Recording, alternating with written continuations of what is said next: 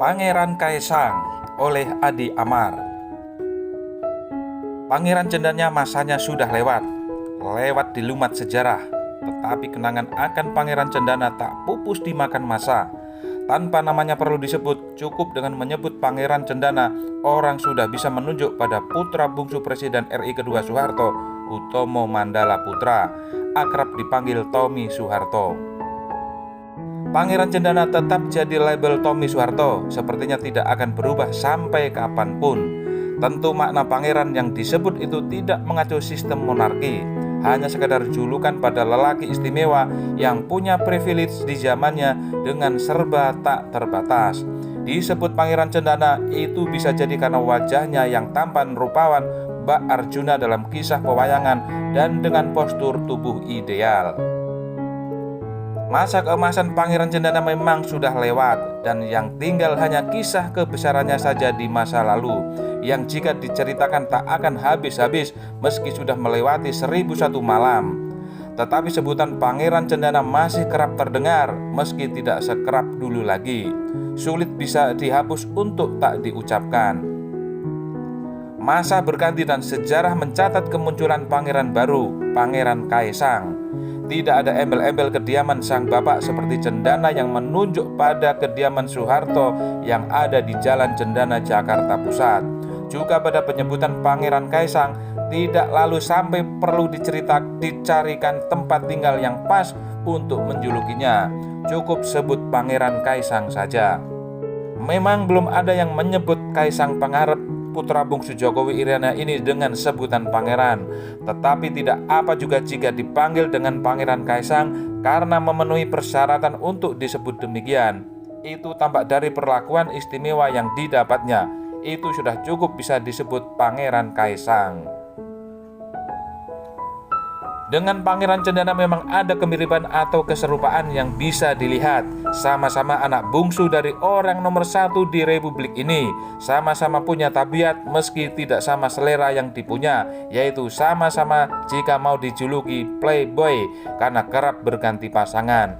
Meski juga hitungannya tidak sama, tidaklah perlu sampai dihitung dan dijumlah segala. Itu tidak penting.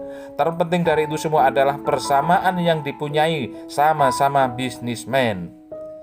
Pangeran Cendana dengan holding company Humpus, siapa yang tidak kenal Humpus kala itu? Bahkan saat ini pun Humpus masih tetap geliat dengan bisnisnya, meski tak segemerlap masa kejayaannya yang lalu. Sedangkan bisnis Pangeran Kaisang ini juga tidak bisa disebut kecil. Bayangkan, ia yang masih begitu muda sudah punya 60 perusahaan, sebagaimana yang didata dan disampaikan oleh pengamat ekonomi Rizal Ramli atau RR. Sebut RR, baru 7 tahun bapaknya, maksudnya Joko Widodo, menjabat sebagai presiden, anaknya sudah punya 60 perusahaan. Soal didapatnya perusahaan itu dari sumber nepotisme atau kreativitas Pangeran Kaisang yang mumpuni dalam berbisnis, itu memang tidak ada yang bisa memastikan.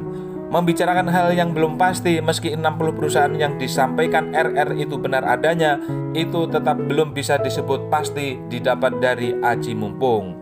Alkisah, Pangeran Cendana sudah tidak terdengar lagi disebut playboy. Itu setelah menikah dan memiliki 1 anak meski lalu bercerai. Bahkan tak pernah lagi terendus berdekatan dengan perempuan lain. Hidupnya tampak lebih adem ayem. Sesekali tampak dengan baju koko putih dan songkok putih juga. Wajahnya makin bling-bling, tampak ganteng sempurna. Sedang Pangeran Kaisang dalam beberapa hari ke depan akan melangsungkan pernikahannya, mengakhiri masa lajangnya, meminang gadis asal Yogyakarta, Erina Gudono namanya. Cantik, manis, konon ex-finalis Putri Indonesia. Akad nikah dilangsungkan 10 Desember 2022 di Pendopo Ambarukmo, Yogyakarta. Keesokan harinya 11 Desember 2022 digelar ngunduh mantu di Pendopo Puro Mangkunegaran, Solo. Terlihat persiapan hajatan itu sungguh aduhai, sampai mesti melibatkan para menteri negara, pasang badan jadi panitia dadaan. Erick Thohir Menteri BUMN perlu datang ke lokasi yang sedianya akan dipakai acara resepsi ngunduh mantu. Apakah sudah sesuai dengan yang diharapkan? Lumayan, Puro Mangkunegaran disulap jadi Kinclong yang tadinya suram kurang terurus. Bahkan ET inisialnya menyebut Kaisang itu seperti kemenakan sendiri buatnya. Tampak pula mendampingi ET Bahlil Lahadalia, Menteri Investasi Indonesia yang dikenal juga punya kekuatan jilat tak kalah dengan api yang menyambar-nyambar. Bahkan Luhut Binsar Panjaitan, Menteri Koordinator Maritim dan Investasi yang teramat sibuk itu pun sempat meluangkan waktu dengan mendatangi rumah calon besan Presiden Jokowi menanyakan kesiapan keluarga itu dalam hajatan pernikahan Pangeran Kaisang. Entah kedatangan para menteri itu sepengetahuan Jokowi atau inisiatif sendiri, tidak penting. Dan makin tidak penting lagi sikap para oposan yang teriak-teriak mempertanyakan urgensi para menteri itu mesti sibuk dengan perkawinan anak Jokowi. Seperti para oposan dan para pengkritik seakan lupa bahwa para pembantu presiden itu juga perlu melakukan hal-hal bersifat entertain yang bisa menyenangkan Pak Bos. Maka ketaklaziman pada kondisi tertentu bukan dianggap sebuah pelanggaran. Melihat itu semua, maka makin menjadi pantas sebutan pangeran itu disematkan pada Kaisang. Tidak sedikit pun terasa menjadi berlebihan. Setidaknya ia oleh para pembantu bapaknya di pemerintahan diperlakukan selayaknya pangeran. Maka hajatan kemegahan resepsi unduh mantu dengan menyebar 6.000 undangan dalam hitungan hari lagi akan kita saksikan bersama. Itu sebagai hajatan nasional. Sudah dipastikan bahwa saya tidak termasuk dari mereka yang diundang. Hehehe, ya iyalah, memang saya itu siapa. Bahkan RR yang mantan menterinya dulu kala itu belum tentu juga diundang. Baiklah, dicukupkan saja opini ini supaya tidak ngelantur kemana-mana. Selamat untuk mempelai berdua, semoga mencapai keluarga sakinah, mawadah, warohmah.